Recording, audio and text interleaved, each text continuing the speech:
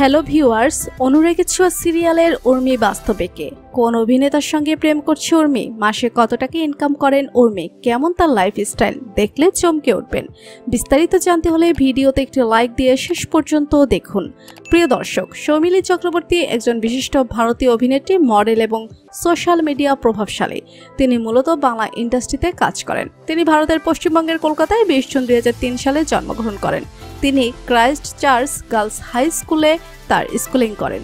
তিনি 2021 সালে জয়জিৎ অধিকারী দ্বারা রচিত একটি হিন্দি অ্যালবাম তেহের জানাতু সহ বিভিন্ন মিউজিক ভিডিওতে কাজ করেছেন। কোনরে রুদ্রনীল গুহের গাওয়া একটি বাংলা মিউজিক ভিডিও এবং রোকনিমন পরিচালিত সঙ্গীত মধু পাহাড় সাথে সৃষ্টি ভান্ডারের গাওয়া বম বম ভোলে। জ্যোতি প্রোডাকশন কলকাতার অধীনে জয়দেব মণ্ডল প্রযোজিত এবং জি মিউজিক কোম্পানিতে এ কালী ক্রিয়েশন প্রোডাকশন 2021 সালে সঞ্চিতা ভট্টাচার্য এবং অভিক সরকার পরিচালিত ব্রজ গোপী খেল হরি গানটি গেয়েছেন। তিনি উর্মি মজুমদার, সেনগুপ্ত, অজয় এবং রত্নার মেয়ের ভূমিকায় অভিনয় করেছেন অনুরাগের ছোঁয়ায়।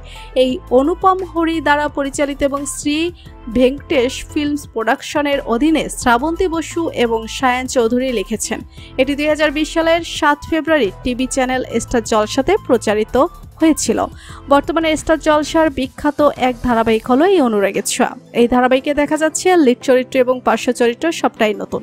দীপা চরিত্রে অভিনয় করছেন অভিনেত্রী স্বস্তিকা ঘোষ, আর উর্মি চরিত্রে অভিনয় করছেন অভিনেত্রী সৌমিলি চক্রবর্তী। অভিনেত্রী স্বস্তিকা ঘোষের আগে দত্ত অ্যান্ড বৌমা, সরস্বতীর প্রেম ইত্যাদি ধারাবাহিকে পার্শ্ব চরিত্রে অভিনয় করেছেন, কিন্তু সৌমিলি চক্রবর্তী একেবারেই নতুন। তবে এই সিরিয়ালের অডিশনে ছিল দারুণ চমক, যা আপনার আমার সকলের অজানা। আর এই অজানা তথ্যই সম্প্রতি দর্শকের সাথে ভাগ করে নিলেন অভিনেত্রী সৌমিলি চক্রবর্তী।